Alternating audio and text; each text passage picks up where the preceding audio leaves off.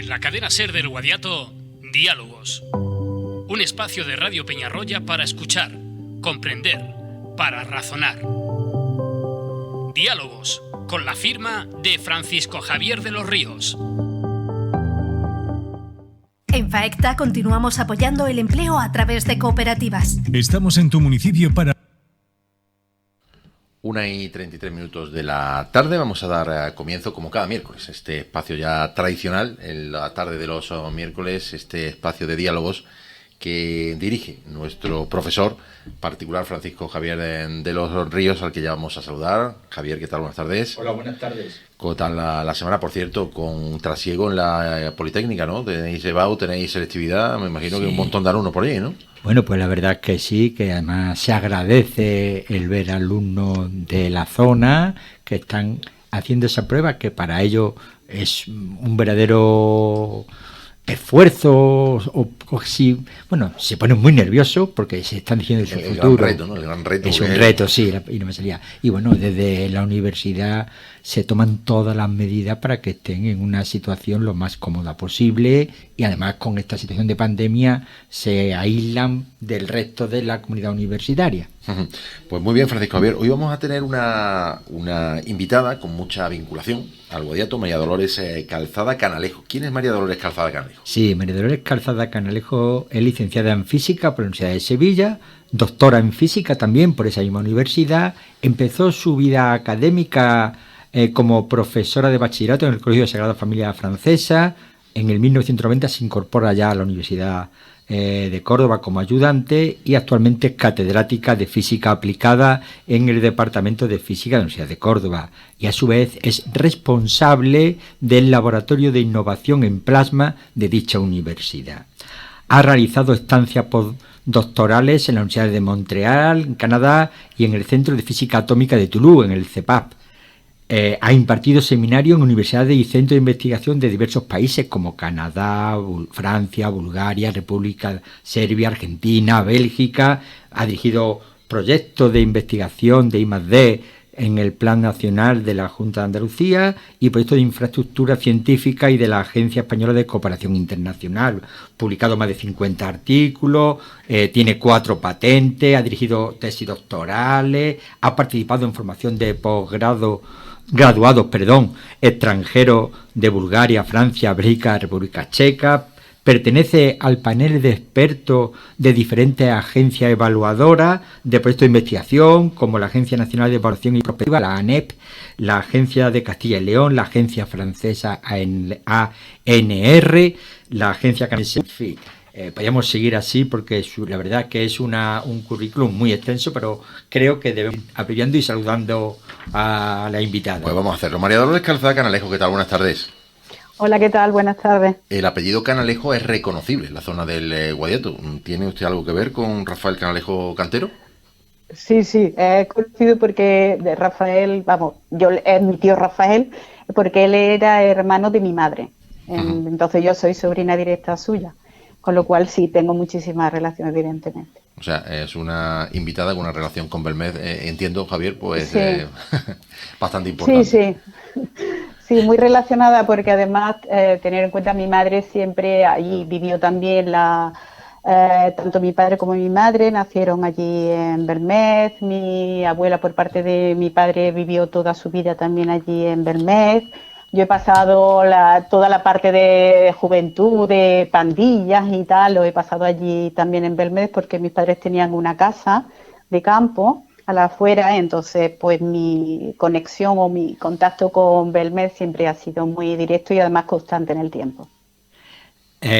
Buenas tardes, María Dolores. Hola, Javier, buenas tardes. En primer lugar, darte las gracias por 2 motivos en este caso. Uno, por hacer más grande este programa, que cada día venís unos compañeros que de verdad tenéis mucho que aportar. Y a ti especialmente, porque surgió un problema. Hoy teóricamente tenía que participar el investigador en Harvard, paisano de aquí de Peñarroya, Víctor Manuel Navarro, pero por imprevisto de última hora no podía participar, y me puse en contacto contigo y amablemente me dijiste que sin problema. Por tanto, muchas gracias.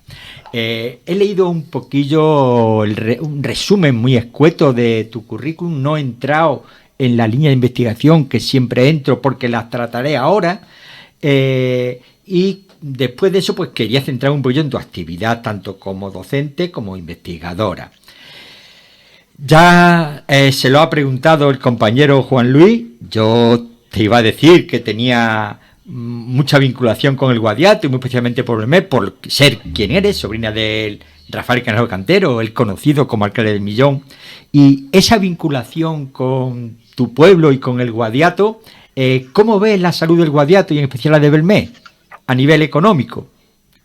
Bueno, lo primero, que no lo he dicho antes y me disculpo, agradezco la invitación al programa. Creo que todos estos programas en los cuales se puede hacer un poco de divulgación científica también es muy importante, ¿no? Y si son en algunos casos personas vinculadas con la zona del Guadiato, pues también es importante, ¿no? Visibilizar que personas relacionadas con esa zona, pues en un momento dado se dedican a este tipo de actividad, ¿no? Pues por eso agradezco muchísimo.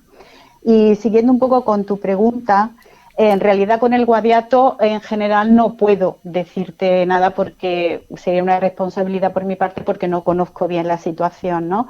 De Belmez la situación un poco económica la veo un poco complicada, al menos lo que yo veo de externamente, ¿no? Porque me da un poco de pena que hay muchas casas maravillosas, que yo he conocido a personas que han vivido en esas casas y que están un poco, por decirlo así, en venta, ¿no? Porque los hijos han salido fuera, etcétera. Entonces, lo veo un poco difícil, de dificultad económica. Sin embargo, creo que la Escuela Politécnica puede ser en un momento dado como una especie de polo de atracción, ¿no? De visibilizar que en esta zona pues también hay posibilidades de formación, etcétera. Sí, comparto casi lo que estás diciendo al 100% y efectivamente en esta escuela tan nuestra de Belmez de todo el Guadiato, que es nuestra querida escuela, como le llaman en Belmez principalmente, Escuela de Minas.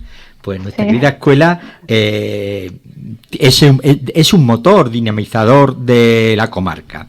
Sobre todo, Javier, un inciso, porque ahora que hablamos tanto de la España despoblada, de la apuesta porque vuelvan o porque que la población se pueda quedar asentada en una zona poblada, es que es fundamental tener un sitio como la Escuela Politécnica de Minas, donde se divulga el conocimiento, donde un chico que está a 20 kilómetros de su casa puede estudiar una carrera con el 100%, de salida profesional. O sea, que estamos hablando, es que yo creo que se pueden contar con las manos de los dedos. Si hay en España sitios donde vayas a estudiar y estés colocado. O sea, que estamos hablando de una cosa bastante importante y un motor y un dinamizador social seguro.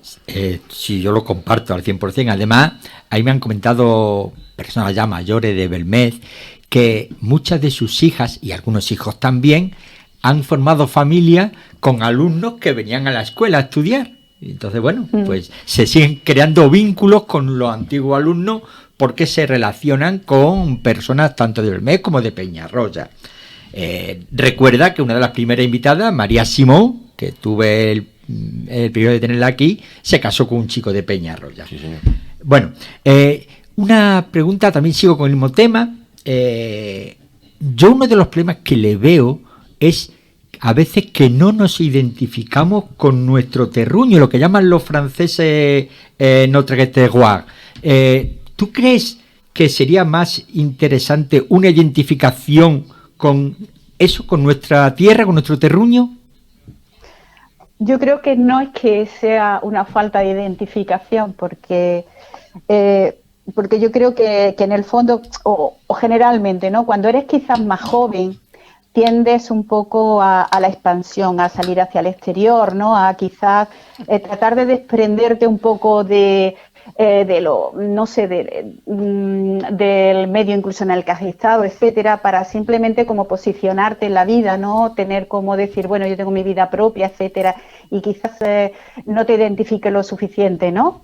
Pero luego con el tiempo, conforme vas adquiriendo una edad y tal, siempre es como yo digo, que se vuelve un poco realmente a los orígenes, ¿de acuerdo? Entonces, yo creo que no es que nos falte identificación, sino que esa identificación viene con el tiempo de las personas que partimos, ¿no? O que hemos formado parte de toda esta zona. Es como esa quizás identificación, como tú has dicho, o volver un poco a nuestros orígenes se hace un poquito con la edad, es lo que yo pienso. Sí, bueno, aunque sería un tema que podríamos estar hablando mucho tiempo, me quiero centrar un poco más en la labor investigadora y por tanto cambio el discurso. Aunque no lo he leído, una de sus líneas de investigación es plasma de microondas. ¿Qué es el plasma? Bueno, vamos a ver, de una manera sencilla podemos decir que por definición el plasma es un gas parcialmente ionizado. Yo siempre pongo como ejemplo un tubo fluorescente. Todo el mundo conoce lo que es un tubo fluorescente o tiene en su casa, ¿de acuerdo? Entonces, los tubos fluorescentes sabemos que cuando se nos estropean y se rompen o se parten, nos da la sensación de que no hay nada en su interior. Pero sí existía porque no es nada cuando se rompe o parece que no hay nada porque en su interior había un gas que al romperse el vidrio, ese cristal, pues sale al exterior. Entonces, un tubo fluorescente es un lugar donde tenemos dentro un gas. Cuando nosotros le damos energía a través del interruptor, esa energía lo que provoca es que todos los átomos y las partículas de ese gas comienzan a adquirir esa energía que nosotros le hemos aportado, comienzan a colisionar entre sí y entonces nos emiten luz. Nos emiten esa radiación, que puede decir luz, en un intervalo de radiación que nosotros podemos visualizar, es decir, que el ojo humano lo puede ver. Entonces, ese gas se dice que es parcialmente ionizado porque esos átomos o moléculas a las cuales se le han dado esa energía se ionizan parcialmente. ¿Qué significa ionizar? Ionizar significa que si yo tengo un átomo y le doy energía, soy capaz de arrancarle un electrón. Y entonces tengo por una parte el electrón, por otra parte la partícula a la que se lo he quitado, y esas dos partículas al colisionar y sentirse libres dentro de ese gas, emiten esa radiación que es la luz.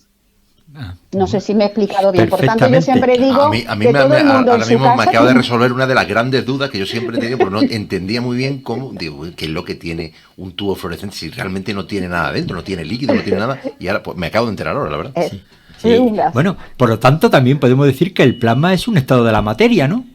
Efectivamente, en muchos libros de texto, sobre todo en bachillerato, se indica que el gas es como, se define también como el cuarto estado de la materia. Ajá.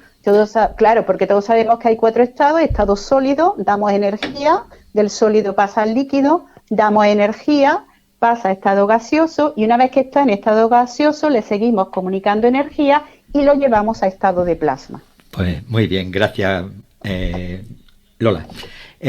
Otra de las líneas de investigación que lleváis es los métodos de diagnosis espectroscópica. Pregunto, sí. ¿En qué consiste una diagnosis espectroscópica? Pues consiste en poder saber qué está sucediendo, por ejemplo, dentro del plasma, simplemente analizando la luz que me está emitiendo. Es decir, no tengo que introducir ningún dispositivo dentro del plasma para saber lo que le está ocurriendo. Simplemente registro la luz a través de unos dispositivos que existen, que nosotros en nuestro laboratorio tenemos, por ejemplo, varios que son monocromadores, de tal manera que con esa luz que nosotros podemos registrar a través de determinados equipos, nosotros podemos saber qué está sucediendo dentro del plasma. Cuántos electrones tenemos, cuál es la temperatura, cuáles son las reacciones que se producen, simplemente analizando la luz. Y esos son los métodos espectroscópicos. Ajá. Y es posible, porque como son secretos de investigación que no se puede decir nada, pero es posible saber hacia dónde os dirigís, qué retos tenéis en ese tema. Pues en concreto en la espectroscopía, nosotros los métodos espectroscópicos los utilizamos como herramienta de trabajo. Igual, yo digo que son, si lo podemos comparar como si tú tienes un cirujano que necesita un bisturí para operar, ¿de acuerdo? Sí, entonces sí. nosotros utilizamos los métodos espectroscópicos como un medio para analizar, ¿de acuerdo?, los comportamientos de los plasmas. Entonces, nuestros retos actuales, más que ligados directamente con los métodos espectroscópicos, están más ligados a los tipos de proyectos que tenemos en los cuales aplicamos el plasma a diferentes campos científicos. Entonces, nuestros retos están ahora mismo en base a los proyectos que tenemos activos. María Si Dolores, quieres te comento un poco cuáles son los retos. Sí, dime, perdón. yo quería preguntarle una cosa, porque cuando hablamos de un catedrático en física o un catedrático en matemáticas, la persona de a pie, ¿no? Creemos que investigan, ¿no? Pero es verdad que luego, cuando usted explica todo esto, se ve que tiene muchas aplicaciones para nuestro día a día, para nuestra vida cotidiana, y es mucho más sencillo, sencillo, entre comillas, pues debe ser súper complicado, sí. Eso lo tengo claro, pero sí que tiene muchas aplicaciones para nuestra vida diaria, ¿no? Todas sus investigaciones, ¿no? Sí, porque sobre todo son los proyectos que tenemos nosotros actualmente activos, ¿no? Porque muchas veces para poder solucionar un problema que tiene una industria o que tiene una empresa, para poder llegar realmente a resolver ese problema se necesita realizar una investigación, como nosotros podemos decir, básica, ¿no? O sea, partimos del principio, cuál es el problema y entonces tratamos de solucionarlo. En nuestro caso de los plasmas que nosotros trabajamos, son los plasmas de microondas, estamos actualmente trabajando en proyectos de aplicaciones materiales. ¿Cuáles son las aplicaciones que estamos haciendo? Pues en concreto tenemos un proyecto del Ministerio en lo que queremos hacer es, en metales como son el acero y el aluminio, que se utilizan mucho en construcción, ser capaces de depositarle una capa de grafeno en la superficie de tal manera que evitemos que ese material, ese metal, sufra la corrosión. Entonces, lo que estamos es solucionando un problema de empresas que utilizan ese tipo de materiales que puede sufrir corrosión. Si nosotros le depositamos el grafeno, pues evitamos eso. Tenemos otro proyecto completamente diferente, en esto en colaboración con el CICAP, que es el Centro de Investigación y Calidad Agroalimentaria del Valle de los Pedroches, en el cual lo que nosotros le vamos a hacer un trabajo para que el plasma actúe como eliminador de patógenos y de microorganismos en aquellas superficies que están en contacto con alimentos. Todos sabemos que hay recipientes que se utilizan para, por ejemplo, para envasar alimentos. Entonces, esos recipientes tienen que estar tratados, esterilizados, etcétera. Entonces, la tecnología con los plasmas que nosotros estamos trabajando, podemos hacer esa, por decirlo así, esa limpieza bactericida de este tipo. Y luego el último, porque ahora mismo tenemos 3 proyectos activos, es un proyecto de la universidad en el cual nos interesa mucho conocer cuáles son los factores que pueden alterar el proceso, por ejemplo, de germinación de semillas. ¿Por qué es importante este tema? Porque cuando tú tienes almacenadas semillas, hay determinado tipo de semillas que en ambiente de humedad germinan muy rápidamente. Por lo tanto, a lo mejor no lo puedes transportar, no lo puedes tener un determinado tiempo almacenado, etcétera, porque enseguida germinan y no puedes venderlas como tal, como semilla. Entonces, estamos haciendo un proyecto en colaboración con investigadores del Departamento de Bioquímica y de Fisiología Vegetal de la Universidad de Córdoba, donde estamos viendo que el plasma es capaz de producir 2 procesos sobre la semilla. Uno, inhibir la germinación, es decir, evitar que germinen en ambiente de humedad y por tanto lo puedas almacenar durante más tiempo.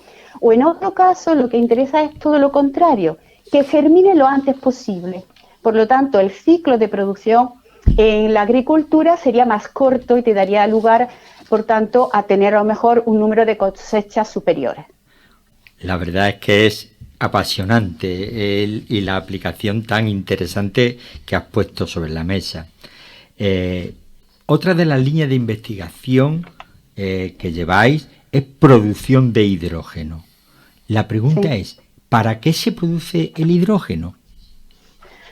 Bueno, me imagino, no sé si estáis todos, aunque es algo más especializado, que últimamente se habla mucho de las posibilidades de que los automóviles, ¿no?, funcionen no con gasolina y con lo que son los carburantes, ¿no?, actuales. Y se están desarrollando mucho, por ejemplo, lo que son los vehículos eléctricos, ¿de acuerdo? Y dentro de los vehículos eléctricos existen también otros vehículos que quieren que funcionen con hidrógeno, que sea el hidrógeno el que sea, por decir así, entre comillas, la gasolina del coche, ¿no? No sería una gasolina, sería el hidrógeno.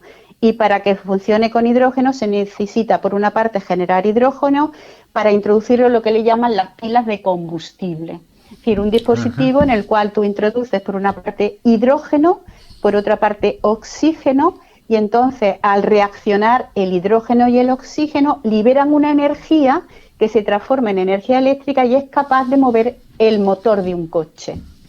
Entonces, eso es hoy en día, además, es uno de los, por decirlo así, objetivos de la Unión Europea, que quiere que se desarrolle también esta tecnología del hidrógeno. Entonces, nosotros estamos produciendo hidrógeno a partir de un residuo que es el etanol, que se obtiene a veces de la fermentación de azúcar, etcétera, de todos esos tipos de procesos. El etanol es un residuo. Bueno, pues nosotros lo utilizamos como materia prima y obtenemos hidrógeno de ese etanol. La verdad que yo me creía que iba por otra línea. Yo pensaba que era una investigación en cuanto a la bomba de fusión de hidrógeno. Iba por ahí, no, nada, todo pacífico. Ya veo. Bueno, otra de las líneas de investigación que lleváis, que ya ha relacionado también con algunos de los proyectos, es la síntesis de nanotubos de carbono y grafeno. ¿En qué consiste esa síntesis? Pues esa síntesis consiste en tener, por ejemplo, una sustancia que tenga carbono, evidentemente, en su composición. El plasma las rompa, esas moléculas, de tal manera que queden sueltos los átomos de carbono. Y después, a la salida del plasma, en unos reactores especiales, esos átomos de carbono se unen dando lugar a lo que son los nanotubos de carbono y el grafeno, porque tanto los nanotubos de carbono como el grafeno están constituidos única y exclusivamente por átomos de carbono. Entonces es un proyecto que nos ha dado lugar a 2 patentes, una para síntesis efectivamente del nanotubo de carbono y otra para producir el grafeno. Ajá. Y bueno, ¿cuáles son los métodos que se utilizan para sintetizar los nanotubos de carbono? ¿Es hacer una hoguera? No. Esto es, fíjate, lo que es un poco la investigación, que cuando nosotros, un proyecto del Ministerio para producir hidrógeno, como te he dicho, nosotros utilizamos el etanol, ¿no? Sí. Utilizamos el etanol, metemos esa molécula dentro del plasma y a la salida obtenemos hidrógeno. Pero nos dimos cuenta que el etanol, además de hidrógeno, en su fórmula tiene oxígeno y carbono. ¿Qué hace el plasma? Como rompe la molécula, te deja libre el hidrógeno, los átomos de hidrógeno, los átomos de oxígeno y los átomos de carbono. ¿Qué obtenemos a la salida del plasma? Nos dimos cuenta en esa investigación que no solo obteníamos hidrógeno, que los átomos de carbono, una vez que se había roto la molécula de etanol, formaban grafeno.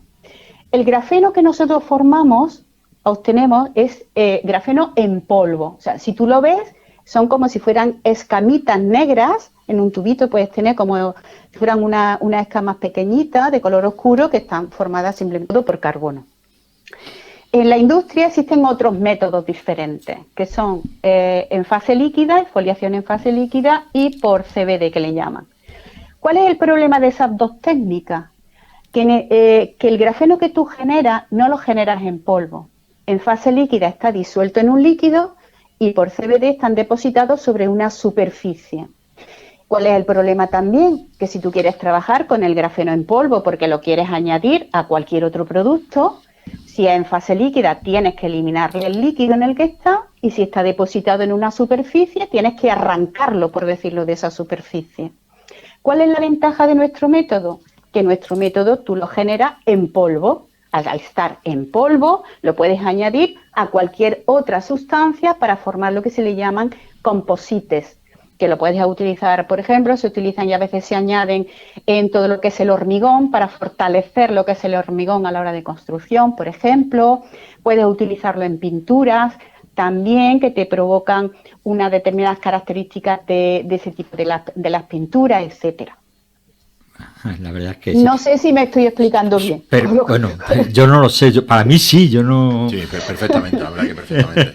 Es que en una ocasión estuve leyendo que se podía hablar que el hombre de Neandertal eran los primeros que producían carbono, nanotubos de carbono. Y no lo sé si eso es simplemente una salida de tono de alguien o es verdad que se podía considerar así.